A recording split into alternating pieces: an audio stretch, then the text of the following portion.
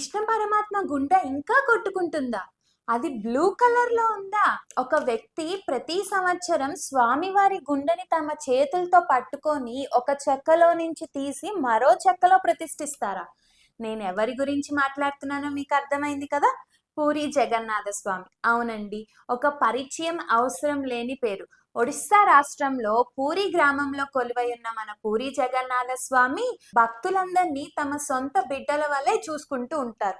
అలానే అక్కడ ప్రజలందరూ కూడా స్వామివారిని తమ సొంత కుటుంబ సభ్యుడిగా భావించి పూజిస్తూ ఉంటారు. మరి అలాంటి పూరి జగన్నాథ స్వామి ఆలయంలో ఉన్న రహస్యం ఏంటి? స్వామివారి విగ్రహంలో కృష్ణ పరమాత్మ గుండె ఉందని.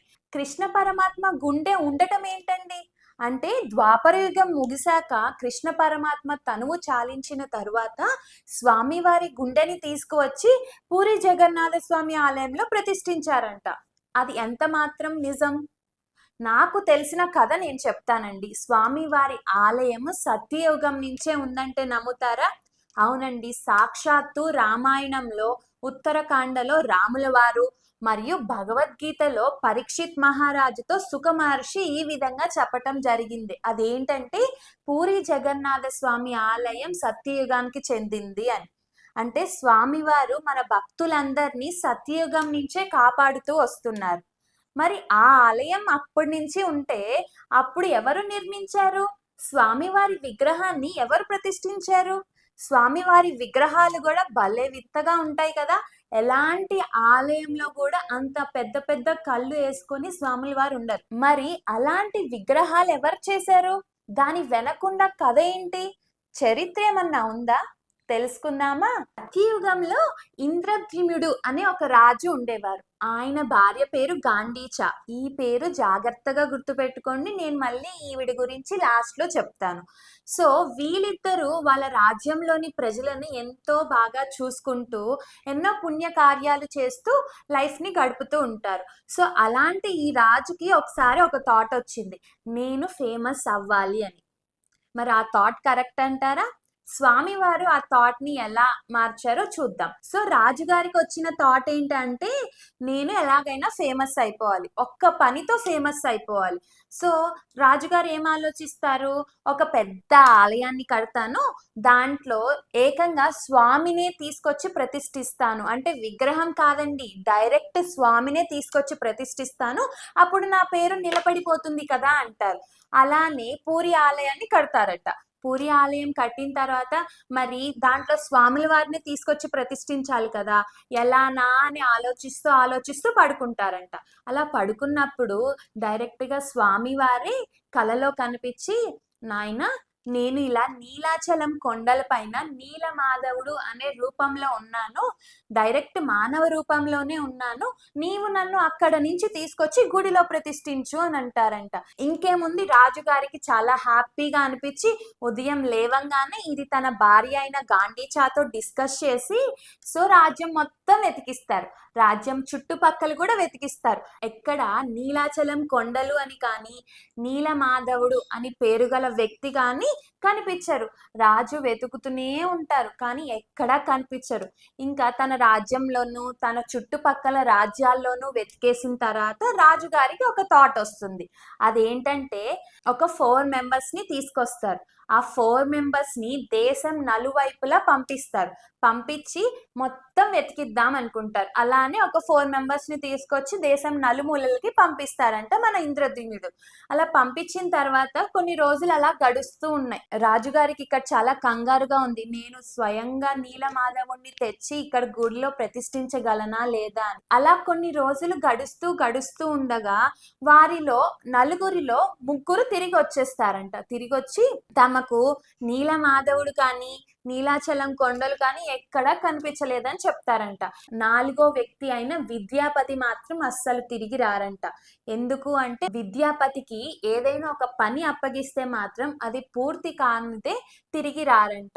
విద్యాపతికి స్పిరిచువల్ నాలెడ్జ్ ఉంది, స్పిరిచువల్ అలైన్మెంట్ ఉంది, ఏదైనా ఒక కార్యం ఇస్తే సఫలం చేసుకొని రాగలిగే శక్తి కూడా ఉంది. సో రాజుగారి పూర్తి నమ్మకం ఇప్పుడు విద్యాపతి పైనే ఉంది. మరి విద్యాపతి తీసుకురాగలడా? సరే అని రాజుగారు విద్యాపతి కోసం ఎదురు చూస్తూ ఉంటారు. మరి విద్యాపతి వెళ్ళిన దిక్కులో ఏమైందో తెలుసుకుందాం. విద్యాపతి తను వెళ్ళిన దిక్కు మొత్తాన్ని తిరుగుతూ ఉంటారు. మొత్తం అక్కడున్న ప్లేసెస్ అన్నిటిని చూస్తూ, కనిపించిన వాళ్ళందరిని అడుగుతూ, నీలమాధవుడు ఎక్కడున్నాడు అని అడుగుతూ ఉంటారు. కానీ విద్యాపతికొచ్చే రెస్పాన్సెస్ అన్నీ ఎట్లా ఉంటాయి అంటే, నీలాచలం కొండలు తెలీదని, నీలమాధవుడు అనే పేరు గల వ్యక్తి గురించి కూడా తెలీదు అని చెప్తారనమాట.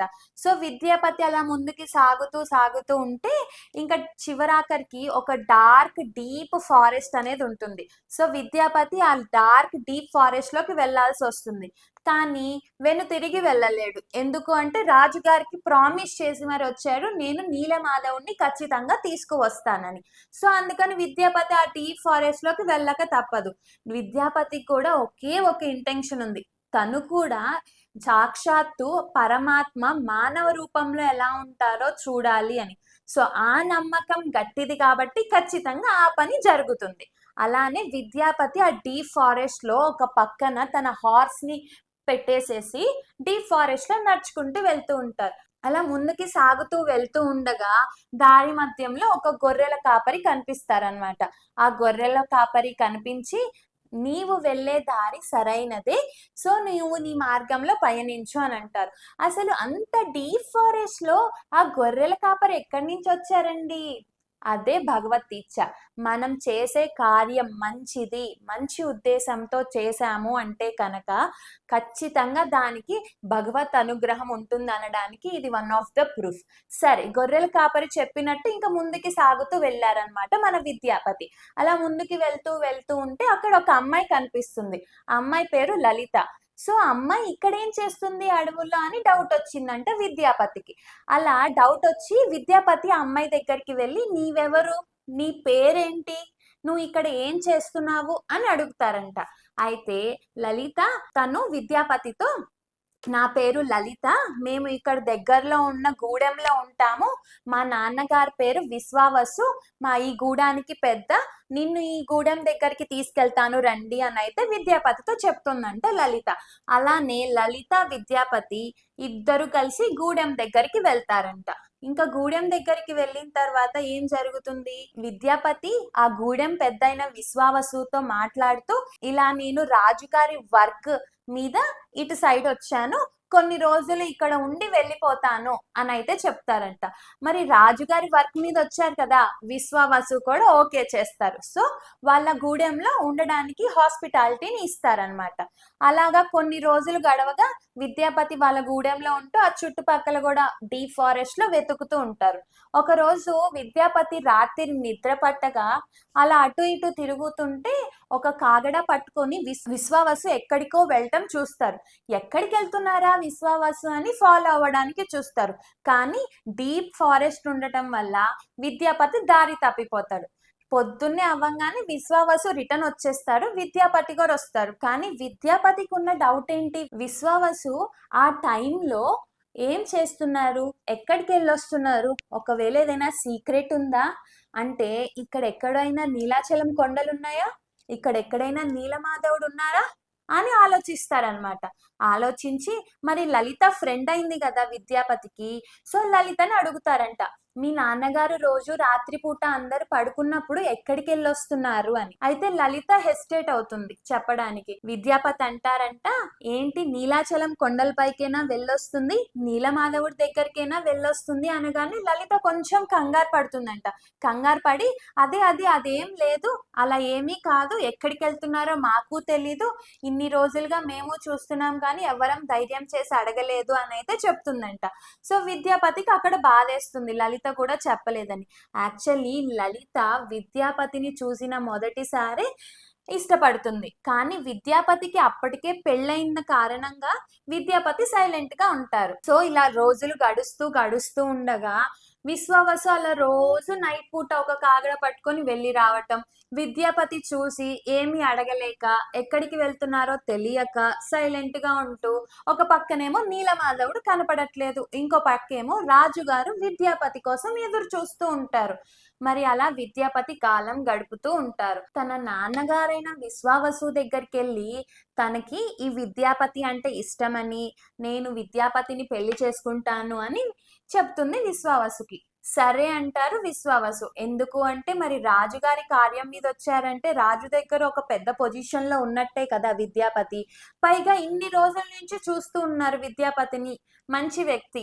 అందుకని విశ్వావసు కూడా ఓకే చేసి విద్యాపతికి లలితకి పెళ్లి చేస్తారు.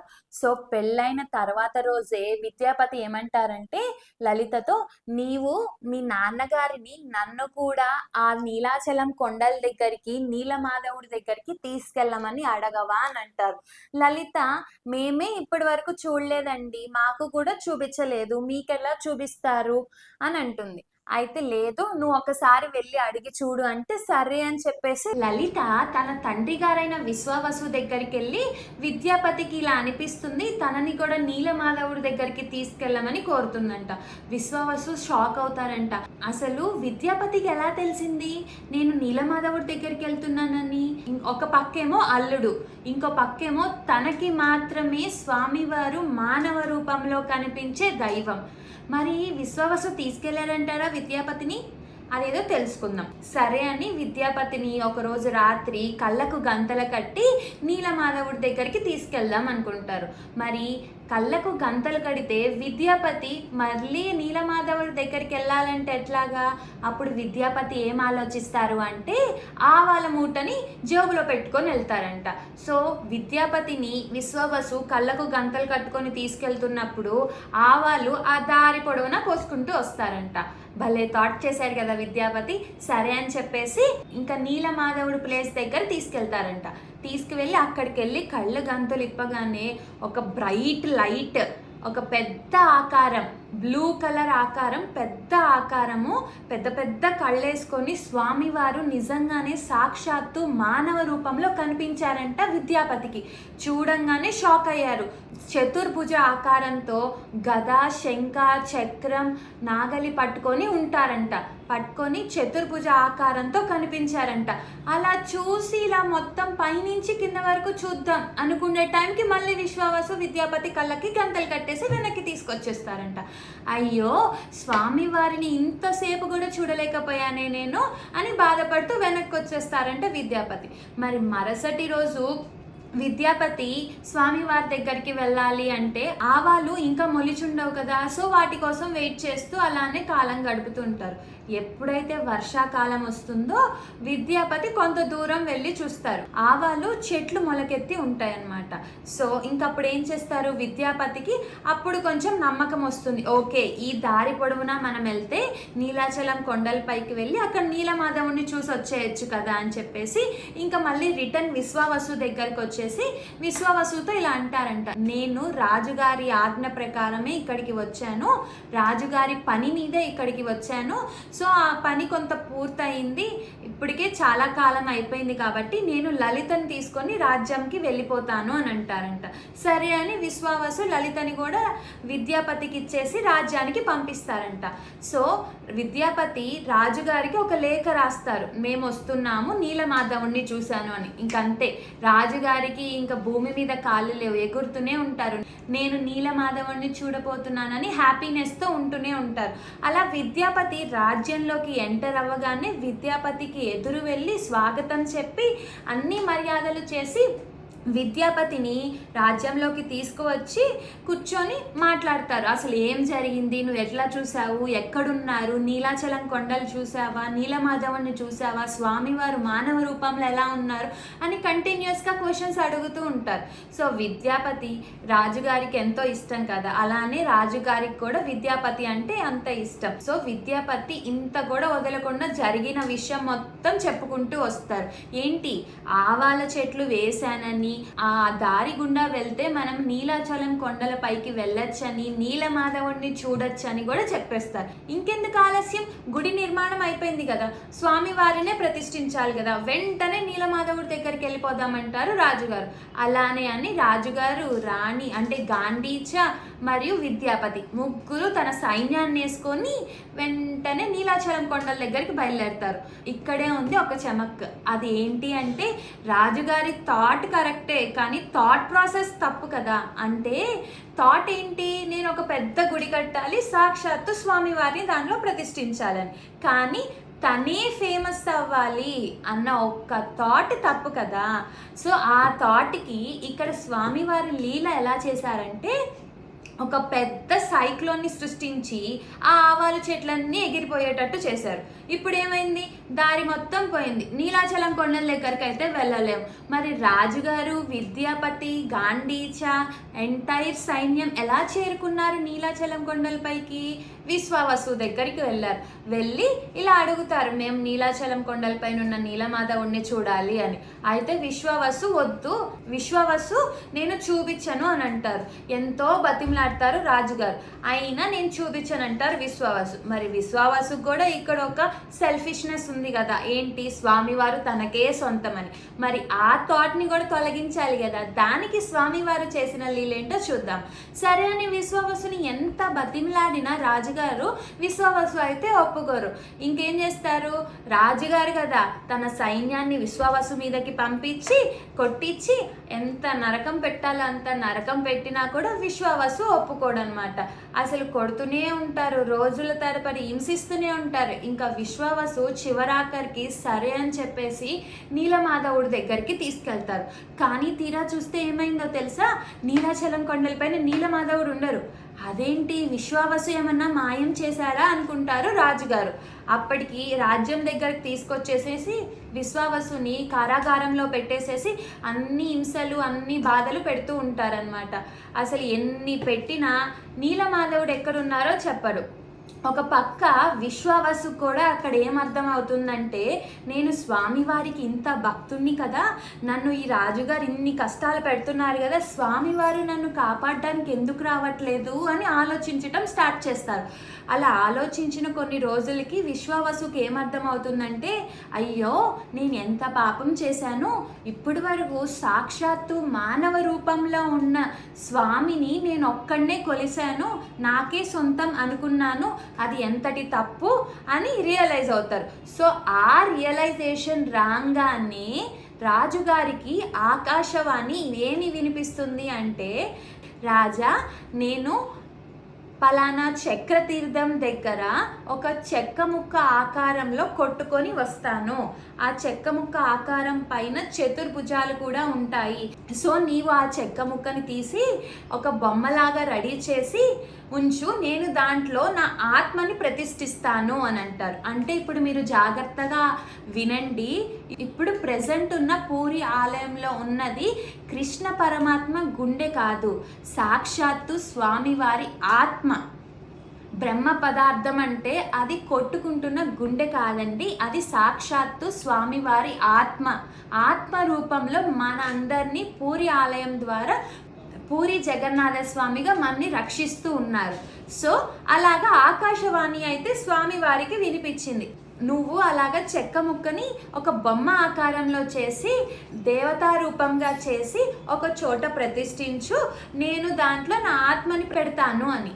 రాజుగారు ఆ చక్రతీర్థం దగ్గరికి వెళ్ళి చూస్తే నిజంగానే ఆ చెక్క ముక్క కొట్టుకొచ్చింది. కానీ దాన్ని బయటికి లాగుదామని చూస్తే ఎంత ప్రయత్నించినా ఆ చెక్క ముక్క బయటికి రాదు.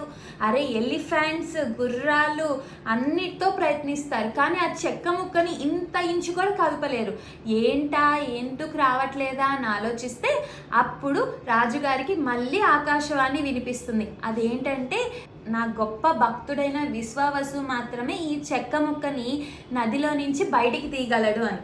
ఇంకా సరే అని వెంటనే ఇంద్రద్యుమ్నుడు ఏం చేస్తాడు, విశ్వావసు దగ్గరికి వెళ్ళి, నన్ను క్షమించండి స్వామి, నేను ఇలా మిమ్మల్ని హింసించి ఉండకూడదు, ఇలా స్వామివారు ఇలా ఆదేశించారు, మీరు కనుక వచ్చి ఆ చెక్క ముక్కని బయటికి తీసి వస్తే నేను దాన్ని విగ్రహంగా మలిచి ప్రతిష్ఠిస్తాను అని అంటారు. ఇంకేముంది, విశ్వావసు చాలా హ్యాపీగా ఉంటారు. ఎందుకు, సాక్షాత్తు స్వామివారి కార్యానికే తనని ఉపయోగించుకుంటున్నారు కదా.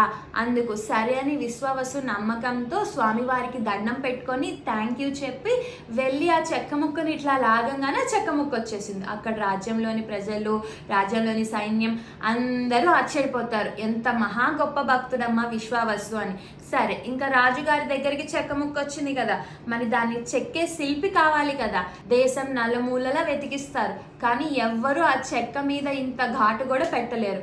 అప్పుడే సాక్షాత్తు భగవంతుడే శిల్పి రూపంలో వచ్చారు అని, ఇంకొకరు ఏం చెప్తారు, విశ్వకర్మనే శిల్పి రూపంలో వచ్చి స్వామివారిని చెక్కారు అని అంటారు. మరి ఈ రెండిట్లో ఏది నిజమో తెలియదు, కానీ ఈ రెండు కథలు అయితే ఉన్నాయి. సరే, ఈ రెండు కథలు పక్కన పెడితే, సో ఆ శిల్పి అయితే ఎక్కడి నుంచో స్వామివారి దగ్గరికి వచ్చారు. స్వామివారి దగ్గరికి వచ్చి, నా పేరు అనంత మాధవ, నేను ఇలా శిల్పిని, నేను ఈ చెక్క నుంచి స్వామివారిని చెక్కి పెడతాను అని అయితే వచ్చారు.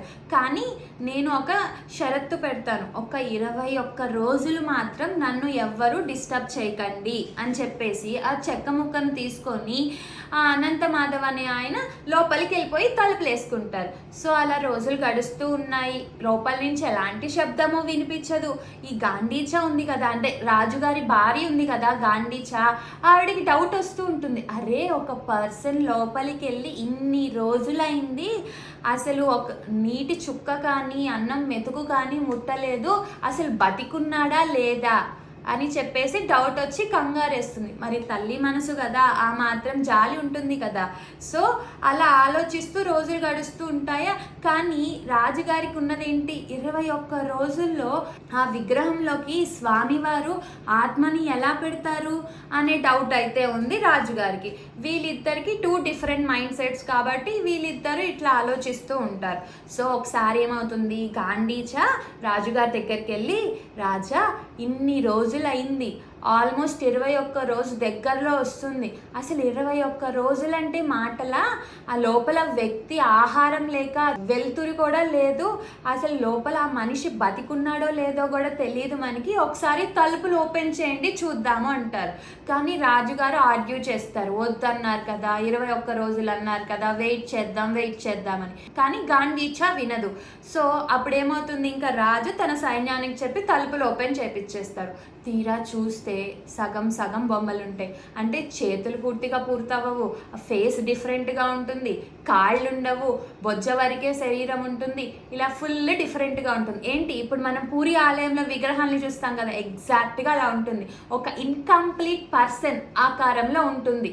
సో మరి ఇన్కంప్లీట్ పర్సన్గా అయ్యేసరికి రాజుగారికి గాంధీజీకి బాధేస్తుంది. అయ్యో మేము వర్క్ కంప్లీట్ అవ్వనివ్వకుండా ఏమన్నా పొరపాటు చేసామా, ఒక కంప్లీట్ టెక్చర్ రాకుండానే స్వామివారిని ఆపేసామా, అసలు లోపల మనిషి ఏమైపోయారు అని బాధపడుతూ ఉంటారంట. అప్పుడు నారదుల వారు పైనుంచి కిందకి దిగి వచ్చి, రాజా ఇది దైవానుగ్రహం, స్వామివారు ఇట్లానే ఉండాలి అనుకుంటున్నారు, సో స్వామివారి విగ్రహాల్ని మనం ప్రతిష్ఠించే సమయం ఆసన్నమైంది, అంటే స్వామివారి విగ్రహంలో సాక్షాత్తు స్వామివారి ఆత్మని ప్రతిష్ఠించే సమయం ఆసన్నమైంది, దీనికి గాను నువ్వు నాతో బ్రహ్మలోకానికి రావాలి, మనం బ్రహ్మదేవుడి హెల్ప్ తీసుకొని విగ్రహాల్ని ప్రతిష్ఠిద్దామంటారంట నారదుల వారు. సరే అని ఇంకా హ్యాపీగా ఫీల్ అయ్యి ఇంద్రద్యుమ్నుడు ఏం చేస్తారు, గాంధీచా చెప్పేసేసి బ్రహ్మలోకానికి స్టార్ట్ అవుతారంట. కానీ వెళ్ళే ముందు గాంధీచా అడుగుతుందంట, మీరు మళ్ళీ ఎప్పుడు తిరిగి వస్తారు, నా కనులారా మిమ్మల్ని చూసుకొనివ్వండి, బ్రహ్మలోకం అంటే ఇక్కడి నుంచి మీరు వేరే లోకానికి వెళ్తున్నట్టే, నేను బతుకుంటానో లేదో అని చెప్పేసి కనులారా చూసుకుంటుందంట. సరే అని చెప్పేసి రాజుగారు నారదుల వారితో కలిసి బ్రహ్మలోకానికి బయలుదేరతారంట. అలా బ్రహ్మలోకానికి చేరిన తర్వాత బ్రహ్మదేవుణ్ణి రిక్వెస్ట్ చేస్తారు. సరే అని బ్రహ్మదేవుడు కూడా ఇలా ప్రతిష్టకి వస్తానంటారు. అదంతా అయిపోయింది. నారదుల వారు సరే అని చెప్పేసి నారదుల వారు రాజుగారు మళ్ళీ కిందకు వచ్చేస్తారు. కానీ కిందకు వచ్చిన తర్వాత నారదుల వారు బాయ్ అని చెప్పేసేసి వెళ్ళిపోతారు. ఇంకా రాజుగారు కింద భూలోకానికి వచ్చేస్తారు. భూలోకానికి వచ్చిన తర్వాత రాజుగారు చూస్తే ఏమవుతుందో తెలుసా, అక్కడ మొత్తం మారిపోతుంది. తన రాజ్యం ఉండదు, తన ప్రజలు ఉండరు, తన భార్య పిల్లలు ఎవ్వరూ ఉండరు. అసలు మొత్తం ఒక కొత్త ప్రపంచంలా, కొత్త యుగంలా కనిపిస్తుంది. ఏంటి అంటే 420 BC అని అంటారు. అంటే తన యుగానికన్నా తను బతికిన కాలానికన్నా ఎన్నో కాలాలు అవతలకు వచ్చేస్తారనమాట. అదెలా సాధ్యం? మరి అంతే కదండి, బ్రహ్మలోకానికి వెళ్ళి రావటం అంటే అసలు బ్రహ్మదేవుడికి మనకి ఎంత పోలిక, అది ఎంత డిస్టెన్స్ ఉంటుందో ఇమాజిన్ చేసుకోండి. మరి ఇక్కడ యుగాలు గడిచిపోతాయి, ఆయనకు ఒక్క రోజు జరగాలంటే కొన్ని యుగాలు గడుస్తాయి కింద మన లోకంలో కదా. సరే, రాజుగారు మొత్తం తిరుగుతూ ఉంటారు. అసలు నా రాజ్యం ఎక్కడ పోయింది, నేను ఎక్కడ ఉన్నాను, ఏ కాలంలో ఉన్నానో ఎలానో తెలియట్లేదు రాజుగారికి. సరే అని ఇది పక్కన పెడితే మనం వేరే రాజు దగ్గరికి వెళ్దాం. ఆ రాజు పేరు గుప్త మహాదేవరాజు. సో ఆయన ఏం చేస్తారు, తన రాజ్యంలోని ప్రజలని బాగా చూసుకుంటూ అట్లానే సిరి సంపదలు, వాళ్ళకి కావాల్సినవన్నీ నీడ్స్ అన్ని ఫుల్ఫిల్ చేస్తూ బాగా చూసుకుంటూ ఉంటారు. అలా గుప్త మాధవుడు ఏం చేస్తారు, ఒకసారి గుర్రం మీద రాజ్యంలో తిరుగుతూ ఉంటే ఒక చోట గుర్రం ఏదో తగిలి కింద పడిపోయినట్టు కనిపిస్తుంది. ఏం తగిలి కింద పడిపోయిందా అని చూస్తే ఏకంగా సుదర్శన చక్రం కనిపిస్తుంది. ఆ సుదర్శన చక్రాన్ని తవ్వితే ఒక పెద్ద ఆలయం బయటపడుతుంది. ఆ ఆలయంలో ఏకంగా విగ్రహాలు కూడా ఉన్నాయి. ఏది మన పూరి ఆలయం లాగానే ఉంది, అది కూడా విగ్రహాలు కూడా ఉన్నాయి దాంట్లో. సో అది అంతా క్లీన్ చేపించి, మొత్తం నీట్గా క్లీన్ చేపించి శుద్ధి చేసి ఆ విగ్రహాలని ప్రతిష్ఠిద్దామని చెప్పేసి చూస్తారు. అదే టైంకి మన ఇంద్రద్యుమ్నుడు రాజు గుప్త మాధవుడి దగ్గరికి వస్తారు. వచ్చి నేనే ఈ టెంపుల్ని కట్టాను, దీంట్లో ఉన్న విగ్రహాలు కూడా నేనే చేయించాను అని ఇంద్రద్యుమ్నుడు అంటారు. ఇంద్రద్యుమ్నుడికి గుప్తమాధవుడికి అయితే చాలా డీప్గా డిస్కషన్ జరుగుతూ ఉంటుంది. అసలు నువ్వే ఈ ఆలయాన్ని కట్టించావని రుజువేంటి అని అంటారు గుప్తమాధవుడు. లేదు, నేనే ఈ ఆలయం కట్టించాను, నేనే స్వామివారి విగ్రహాల్ని రెడీ చేయించాను అంటారు ఇంద్రద్యుమ్నుడు. వీళ్ళిద్దరి మధ్యన చాలా డీప్గా డిస్కషన్ జరుగుతుంటే అప్పుడే అక్కడికి వస్తారు నారదుల వారు. అయితే ప్రూఫ్ ఎలాగా అని గుప్తమాధవుడు అడిగితే అక్కడ చుట్టుపక్కల ఉన్న వాళ్ళందరూ ఎవ్వరు ఇంద్రద్యుమ్నుడిని చూడలేదు కదా, సో ఎవ్వరు ప్రూఫ్ ఇవ్వలేరు అనమాట. కానీ ఒక తాబేలు చెప్తుంది, అవును ఈ ఆలయాన్ని ఇంద్రద్యుమ్నుడే కట్టించారు, నేను స్వయంగా నా కళ్ళారా చూశాను అని ఒక తాబేలు చెప్తుంది. మరియు ఇంకో కాకి కూడా సాక్ష్యం చెప్తుంది, అవును రాజుగారే ఈ ఆలయాన్ని కట్టించారు అని. అక్కడున్న పారిజాత వృక్షం కూడా సాక్ష్యం ఇస్తుంది అన్నమాట, ఇంద్రద్యుమ్నుడే ఈ ఆలయాన్ని కట్టించారు అని.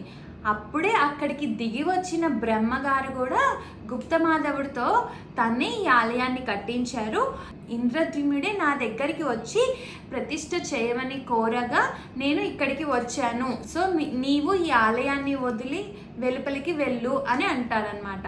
అప్పుడు గుప్తమాధవుడు ఏం చేస్తారు, పూరి గ్రామాన్ని కాదండి, పూరి క్షేత్రాన్ని మాత్రమే వదిలేసేసి గుప్తమాధవుడు వెలుపలికి వచ్చేస్తారు. సో ఇంద్రద్యుమ్నుడు బ్రహ్మదేవుడి సాక్షిగా బ్రహ్మదేవుడి హెల్ప్తో పూరి జగన్నాథ స్వామిని ఆలయంలో ప్రతిష్ఠిస్తారు. మరియు స్వామివారు చెప్పినట్టే సాక్షాత్తు విష్ణుమూర్తి తన విగ్రహాలలో స్వామివారి ఆత్మని ప్రవేశపెడతారు. అలాగా ఆత్మే బ్రహ్మ పదార్థంగా ఇప్పుడు మనం పిలువబడుతున్నాం. అంతేకాని శ్రీకృష్ణ పరమాత్మ గుండె అయితే కాదండి, అంతకన్నా ఎక్కువ, అంతకు మించి ఆత్మ, స్వామివారు ఆత్మ రూపంలో పెద్ద పెద్ద కళ్ళు వేసుకొని మనందరినీ రక్షిస్తూ కాపాడుతూ ఉంటారు. సో ఇంకా స్వామివారు ఏం చెప్పారంటే, నీవు నా పని మీద బ్రహ్మలోకానికి వెళ్ళావు కదా, నీ భార్యని పిల్లల్ని రాజ్యాన్ని వదిలేసావు కాబట్టి నీకు ఒక వరం ఇస్తున్నాను. అదేంటి అంటే, నీ భార్య ఒక మహానుభావురాలు గాంధీచ, ఆవిడ నిన్ను త్యాగం చేసింది కాబట్టి నా కోసము నేను ప్రతి సంవత్సరము 9 రోజులు, ఎలాగైతే ఒక శిశువు తల్లి గర్భంలో 9 నెలలు ఉంటారో అలాగే నీ భార్య గర్భంలో ఒక 9 రోజులు ఉంటాను అని అయితే మాటిస్తారంట ఇంద్రద్యుమ్నుడికి. ఇంద్రద్యుమ్నుడు కూడా స్వామివారిని ఏమని అడుగుతారంటే, స్వామి నా కుటుంబ సభ్యుల అందరినీ నాశనం చేసేసాయి, ఎందుకు అంటే రేపు ఎవరైనా బతికుండి ఈ ఆలయాన్ని మా వాళ్ళే కట్టించారు, మా పూర్వీకులే కట్టించారు అని అధికారం అయితే చేయకూడదు. ఈ ఆలయం ప్రజలందరిది, నీవు జగన్నాథ స్వామివి అంటే అందరి ప్రజలందరికీ సొంతమైన వాడివి కాబట్టి ఈ ఆలయం ప్రజలందరిది. సో నా కుటుంబీకులు మాత్రం ఎక్కడ అధికారం చెలాయించకుండా నా కుటుంబ సభ్యులందరినీ, నా ఫర్దర్ జనరేషన్స్ వాళ్ళందరినీ నాశనం చేసేసాయి అని అయితే చెప్తారంట రాజుగారు. మరి గాంధీచాకి ఇచ్చిన వరం గుర్తుంది కదా, విశ్వవసువు కూడా గొప్ప భక్తుడే కదా. సో విశ్వావసు ఏం చేస్తారంటే ఆలయం రథయాత్ర జరిగేటప్పుడు అంటే స్వామివారు తన సిబ్లింగ్స్ అంటే బలరాముడు సుభద్రాదేవితో బయటికి వచ్చేటప్పుడు వాళ్ళ విగ్రహాలని రథంలో పెట్టే పనిని మాత్రం విశ్వావసు కుటుంబీకులు మాత్రమే చేస్తారు. సో ఇప్పుడు కూడా విశ్వావసు కుటుంబీకులు మాత్రమే స్వామివారిని సుభద్రాదేవిని బలరామమూర్తిని ఆలయంలో నుంచి రథంలోకి తరలిస్తారనమాట. మరి విద్యాపతి నీలమాధవుణ్ణి చూసింది ఎవరు? విద్యాపతియే కదా. ఆ సమాచారం రాజుగారికి అందించింది కూడా విద్యాపతియే కదా. సో మరి విద్యాపతికి 2 భార్యలు కదా. సో మొదటి భార్య పిల్లలు వచ్చేసేసి ఆలయంలోని అర్చకులుగా, రెండో భార్య పిల్లలు అంటే లలిత పిల్లలు వచ్చేసేసి ఆలయంలోని భోజనశాలలో వంట వాళ్ళుగా స్వామివారికి సేవలు అందిస్తున్నారన్నమాట. అలాంటి ఈ రథయాత్ర జూన్ 27న జరగనున్నది. ఎంతో వైభవంగా జరిగే ఈ 9 రోజుల రథయాత్రకు స్వామివారు తన అన్న చెల్లెలతో కలిసి ప్రజలందరినీ సందర్శిస్తూ వాళ్ళందరినీ స్వామివారి కరుణా కటాక్షాలను మన మీద చూపుతూ గాంధీచా ఆలయానికి వెళ్తారు ఈ 9 రోజులు. మరి తెలిసింది కదా రథయాత్ర వెనక ఉన్న చరిత్ర ఏంటో. అలాంటి ఈ రథయాత్రని మనం కూడా మన జీవిత కాలంలో ఒక్కసారైనా తనివి తీరా చూద్దామని కోరుకుంటూ జై జగన్నాథ్. ఈ వీడియో కనుక మీకు నచ్చినట్లయితే మా ఛానల్ని సబ్స్క్రైబ్ చేసుకోండి.